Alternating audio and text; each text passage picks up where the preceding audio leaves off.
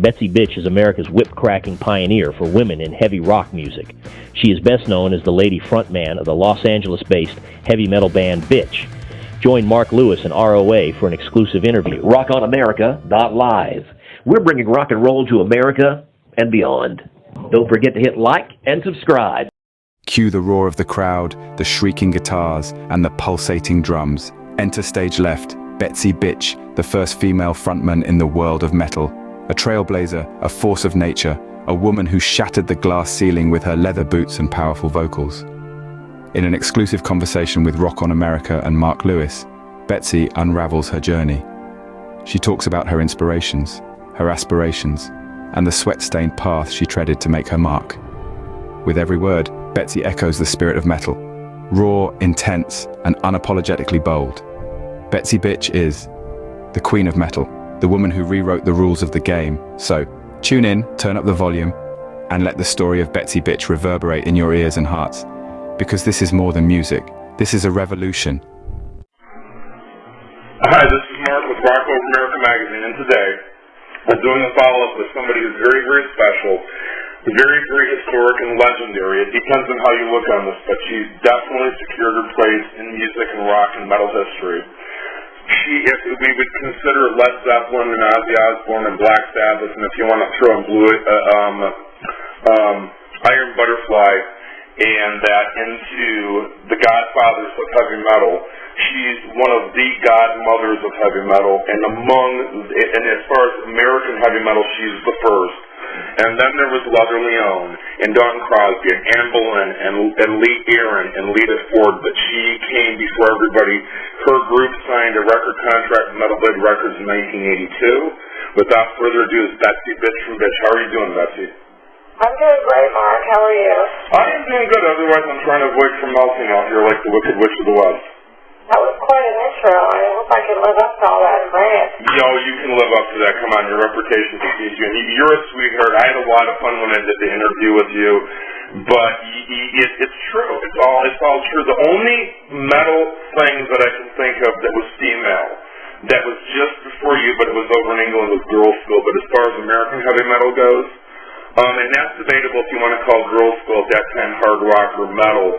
But as far as American metal goes, you were the first. The contract signed in 1982 before everybody else. But all of you guys, from Dawn to Anne to Leather, to Lita, of course, had the reputation to Runaways. You guys were all very, very important. And if you don't mind, I want to touch on one thing really, really quickly so people get an understanding. I started learning about this with a little bit with you and more with Leather Leone too. People, I don't think, realize how tough you guys had as being women in rock and metal, because they say you look at OTOP and Straight Line Stitch and In This Moment, they go, oh wow, it's women doing metal, this is great. You guys had it really, really tough back in the day. It was the boys club, basically. Yeah, well, we were, if you want to call the first, we were the first leather-said all-male band with a female singer, so... Yeah. Especially with the image that we were portraying, nobody, was inclined to take us seriously. I mean, the music fans were, and, the people that, appreciated what we backed it up with music. It was, cool songs, and, it wasn't just all image and, hey, I'm a girl, fronting a band, and I'm a metal poser. I mean, people were inclined to not take it seriously, but the people that did knew, that we have the goods. Oh yeah, and one more thing about that, just before we move forward, you had sent me in the mail, and I did the retrospective review for the Betsy album, and that is the album that it was commercial friendly enough. It was still what you guys did, but it was commercial friendly enough that should have put you guys on the map as big as Poison and Cinderella. And I'm not just saying that. I mean, it really is just that good. I played it for people that forgot about you guys. Were like, bitch, why do I remember that name? We're like, yeah, what are they doing or whatever, or they had never heard of it before. And they're like, how come this never got radio airplay all over the place? And I said, that's $64,000. Identified more with us with the harder albums, like, Be My Slave is probably, and Damnation Alley is probably the most mentioned releases, from bands and, people that say, oh, it was the first, one of the first metal albums I ever got. I mean, the Betsy album, I don't know, it was good, and it actually is my favorite as far as production and song-wise goes, but it just sort of kind of fell through the cracks because we were kind of trying something else, and it was at a time we put it out in like 87, I think, when, you know, it wasn't like it was, you know, back in the early 80s. You know, it was sort of more like, you know, glam-oriented and, you know, just sort of on the heels of like bands like Poison and Motley Crue and, you know, kind of getting out of the, you know, the hardcore metal that we started out doing. So, you know, and people identified us with that era, so they weren't really paying too much attention to us in that year when more, you know, when different types of music was sort of coming into its own at that point. But, and I'm going to go forward here in just a second, but I just want to make a comment. I still think it makes the point that, and everything you guys have done was amazing, but it showed a different aspect of you guys where you could play something more commercial as well, and it really is, I really believe this always have, that is the album that should put you guys on the top. Yeah, well, I would say that those songs, even though we put our own touch on them, you know, the majority of them were written by outside people. Right. But, you know, it also shows that, you know, women, I mean, even Vixen, they blew up, but they never hit the level that, you know, Bon Jovi, in a sense, did, or Motley Crue, what they became, you know. So I think it kind of proves the point that back then, it was really a lot tougher for women in metal, and thank you guys all did that. And that's why I always talk about this, and they go, well, it's the chicks in metal. I go, no, you don't understand. I said, if they had not done this, there would be no Kitty, there would be no OTAP, there would be no this, there would be no that, and, you know, every one of you guys were just amazing. And you guys really, really struggled in some ways, and you guys fought harder than a lot of the guys did. And so I just wanted to touch on that because, you know, and it's going to kind of take us to where we're at now, where we're going now. But I think it has to be said, and you were really the one that really gets the credit for being the first. And, you know, God bless you for never quitting. Yeah, well, I never wanted to. I mean, I always wanted to keep it in my life in some way, shape, or form. You know, there were, you know, it's definitely Wayne that did it, and there was times when we were on, you know, what we like to call a professional hiatus. You know, we basically weren't doing shit, but, you know, but never officially broke up, always between bass players, you know, but it was always David and Robbie and I, and we did stuff, and we, you know, we never completely went away. You know, we kind of laid low for a while, but then we came back and we were featured on like the Metal Blade, you know, we had a 20th anniversary box set, and then we laid low, and then we got, you know, invited to play the Bang Your Head Festival in Germany, and, you know, so things have been happening intermittently, and now, you know. This is where we're going to go to. We do the interview in L.A. in early 2008, I believe it was. And at that time, one of the last things you had said was, I'd ask you a question. I said, where do you go from here? Where does everything go now? And you go, I'm not really sure. The next thing I see you doing is that you're playing a Switch. So kind of take us from 2008 up to today, and we kind of cap it off with wherever you want to go. And I know we're going to talk for a minute about the new album that was rumored to come out. And you guys have kind of capped off things so far with Keep It True Fest this year. So take us from 2008 to today. Okay, well, let's see. 2008, Robbie and I wanted to continue with the band, and our original guitar player, David, you know, wanted to kind of move on. Can I just ask you something real quick? Yeah. I have to say goodbye to my boyfriend because he's going to work. Can we put this thing on hold for a second? Yeah, hang on. Let me stop for 1 second because I'm going to run this unedited. Just let me stop right now. Okay, after a short break, we're continuing back with Betsy from Bitch. Go ahead, Betsy. Okay, so 2008, Robbie and I put together a different two-guitar lineup because our original guitarist, David Caruth, did not want to continue with the band, and so he and I put together a new lineup with some people that we knew, musicians, a couple guys that were in the Electric Prunes, coincidentally enough. Yeah, how did you guys get them? Because that's interesting. I mean, because those guys were... Well, one of them, Jay Dean, I mean, these are like second, I don't want to call them second string players, but they're like in the reformers. They weren't the originals. Right. They were in the reformed Electric Prunes. So this guy, Jay Dean, I went to school with, so I knew him, and a song at my high school reunion, and we started talking about stuff and told him that, we were going to be putting it back together. And anyway, long story short, he ended up coming on board for this, and then we had another guitar player who didn't work out, and so Jay recommended a friend of his who was also, in the reforming of the Electric Cruise, Steve Cara, and so he kind of came along with Steve as a recommendation and a package. So Robbie and I played with those two at Steve Gaines. Who's also, I found out from a friend of mine, Tim Gaines from Striker's brother. That's his brother, right, and he was playing bass. And that took us through a few gigs and an attempt at starting to record an album, which sort of became unraveled because of the availability of people, and where the recording studio was very out of place. It was at Steve Carr's house in Fraser Park, California, and nobody could get together on schedule, and Robbie and Steve just, they were so prolific, they just kept writing songs every time Robbie went up there, because he went up there first to do the drum tracks. Every time he went up there, they'd write like 2 or 3 more songs, nobody could keep up with it, so it just sort of became like a monster that was created and like spiraling out of control. And then cut to several months later, Robbie was diagnosed with leukemia. So that, kind of put the brakes on things.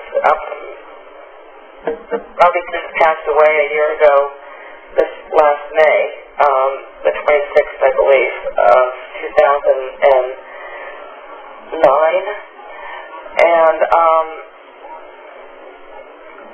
but in between all that, I started singing with Witch because they wanted to put some reunion shows together, and their lead singer was unavailable, so it was Witch featuring Betsy Bitch. So I was kind of doing that. I was doing that before Robbie got diagnosed with leukemia, while the other reformed Bitch was, working on the album. I was kind of playing out. Can I make a little comment? There's YouTube footage of that, and it's amazing. You still have the voice. Of what? Of the Witch stuff? Yeah, the Witch stuff. There's some video of that, like 145 and some different stuff like that. I actually put it way early in the multimedia section while I was getting ready to start doing interviews, and it's amazing. You still have the voice. You have never lost the voice.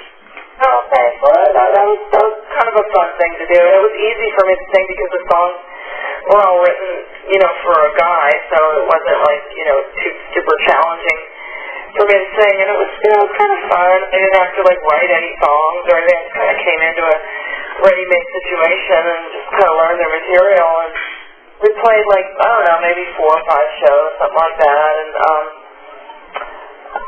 it was fun. It was kind of just for fun, just to keep out there and keep active and keep my name out there. And, Bitch was always, my main project.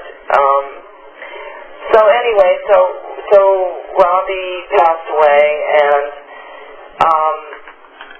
didn't really know what I wanted to do or how I wanted to do it. And my bass player, Steve Gaines, had since formed a band called Anger is Art, where he was now the guitar player, the lead vocalist. And he was always, one of my biggest supporters and fans, and knew that there was quite a bit of interest out there still for Bitch. Didn't want to see that just go away because of, with Robbie passed, it was me left. I really didn't know what to do or how to do it. So he suggested his band as my backup band, and Anger is Art was booked for a show out in Fullerton, which is an area of Southern California, and he suggested that they learn a couple of Bitch songs, and that I come up and sing with them, and which I did, and it worked out kind of nicely. So after that,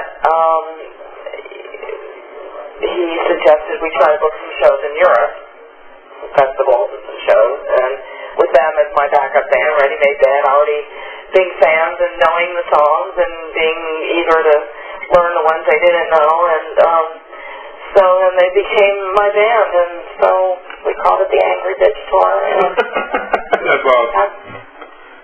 Got back from it went awesome. Yeah, so the first date was Keep It True, right? No, that was the last date. That was the last date, okay. We rounded up with that. We played 3 shows in Holland, 2 in Belgium, club shows, which all went extremely well, and then we rounded up with the Keep It True Festival in Germany. And you and I both know this. I've been over there in Eastern Europe and seen some rock shows. And even on a Sunday night or a Tuesday night, you'd have a small club that would be overpacked to capacity. Oh yeah. They love their metal music there. They don't care what night of the week it is. Especially a band that I had heard from many people over there that they had been waiting so long to see, which was very flattering. Especially at the festival, the fan adoration is absolutely overwhelming. I mean, they just love their metal music, and they love Bitch. They were there for us. We had like a little autograph signing thing about 30 minutes before the show, and they were all lined up with all kinds of CDs and pictures and photos I've never seen before, and album cover flaps and inserts, and just taking photos with me. I couldn't take more than like 2 or 3 steps without somebody wanting a picture with me. I mean, it was just really, really flattering. I was just amazed. And it's like the 80s over. It's like over there still. It's like the 1980s over here, isn't it? Yeah, pretty much. Yeah, I was honored to be a part of it. When we're done, I got an idea for you too. I'm going to mention something to you too, because I'm helping somebody else with it. But do you mind touching at all? Because you said that you mentioned a little bit about it. Is there anything else that you can say about the album? Is there any prospect possible? I know that it's on hold, but do you have any idea? What are you going to do from this point on? Are you going to do some more festivals? Are you going to continue with Anger is Art as the band? Where does Betsy go at this point? Well, right now, what's going on is that we have some shows booked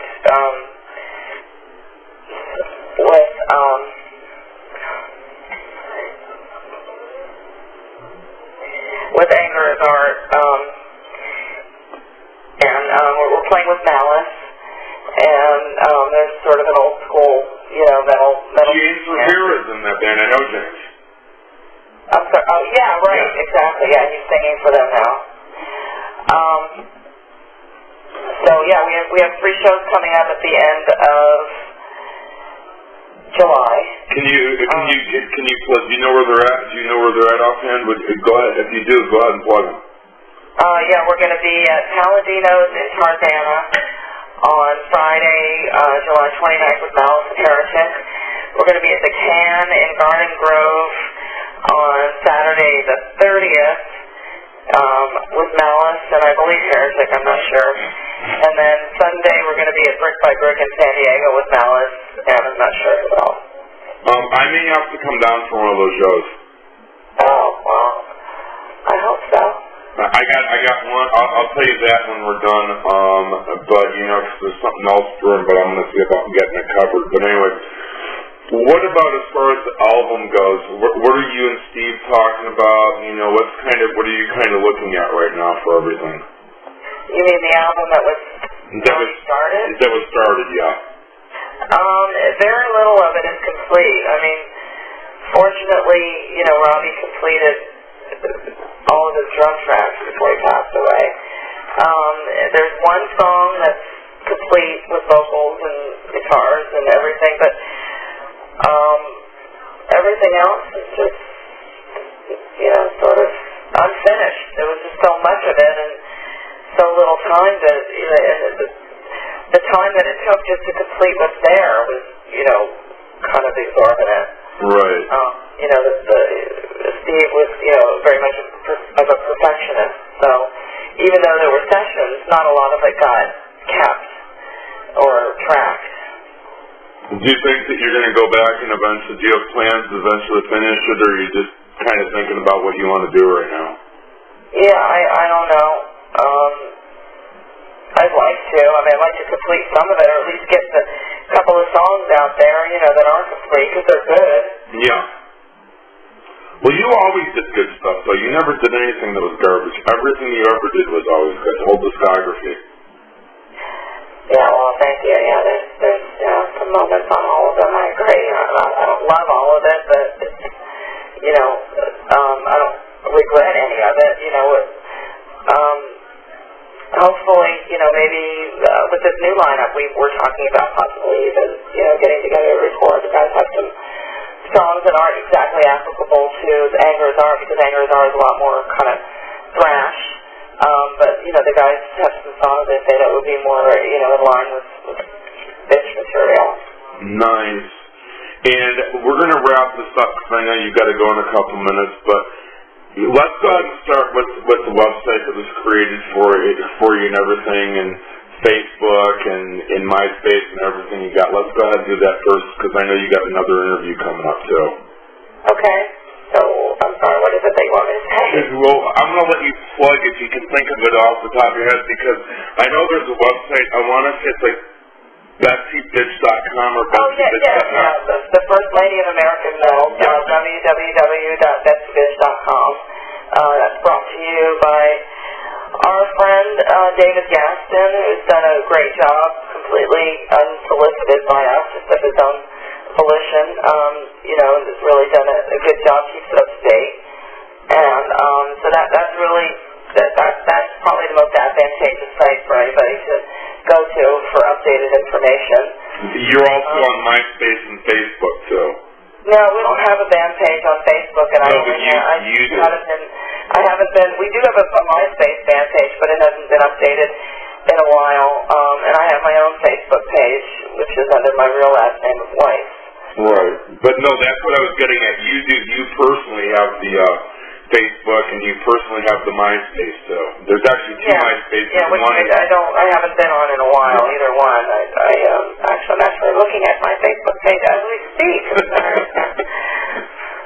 It's amazing how that stuff gets away from you, but you have always been, one thing I have to tell you about you, and Debbie Gunn from Sentinel Beast is the same way, Leather Leon is the same way, but you were the first of everybody that I got to meet and talk to, and you have always been so gracious and so kind and so nice. Oh, thank you. And, you know, you were just wonderful. Don't spread it around as fast as my lips. Okay, you're a rotten, evil woman of metal. You are the bitch of metal. I'm a whip-wielding dominatrix. There you go. I'll leave it at that. Anyway, I want to let you take us out of here, and then when we're done, we have time just for 1 minute. But at the end of the interview, what I like to do what I started doing is, and you remember the interview that we did before, and basically take a couple, 3, 4, 5 minutes, as long as you're sure you want to go, and if you want to thank your plastic surgery again, you're more than welcome to. I mean, I showed that video to people, and I don't know if you realize I was dying laughing because you gave the answer that came so far out of left field.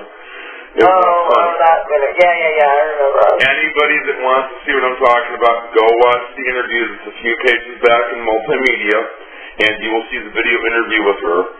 And you still look phenomenal. And I got to tell you that first of all. I've seen pictures recently. You still look phenomenal. I'll be 54 in August. You don't... August 1st is my birthday. If anybody wants to send me any birthday wishes, do so on my Facebook page or on the website. If I come down there, I will bring you birthday cards. Oh, okay. I like anything sparkly. It doesn't even have to be diamonds. Silver and sparkle. Okay, I will remember that. But go ahead and take us out of here, Betsy, with anything that you'd like to say to anybody.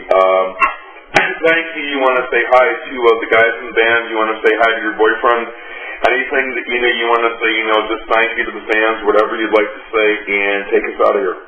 Yeah, well, hi to everybody that I know that might be listening to this, and thank you to the fans who, I think I closed the last interview with this, but I always mean this, that, I appreciate the fact that, there's still interest in the band, even though it's been a while, since we first started up.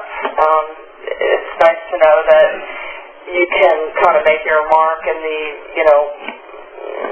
in the genre, so many bands kind of doing the type of music, you know, some good, some bad, some great, some that made it that shouldn't have, some that should have made it that didn't.